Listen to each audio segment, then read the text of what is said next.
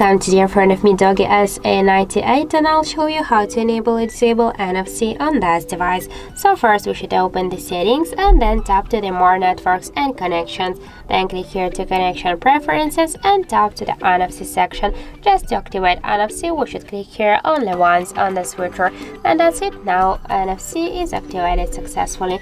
If you want to switch contactless payments, just click here to this section, and if you have just more application, because I have only Google Pay contactless application, that's why I can't change it. Also you can switch it to use it by default, this app or out. And if you want to turn off the NFC, just click on the switcher once again, and that's it. So thank you for watching, and if you find this video helpful, don't forget to leave a like, comment and to subscribe our channel.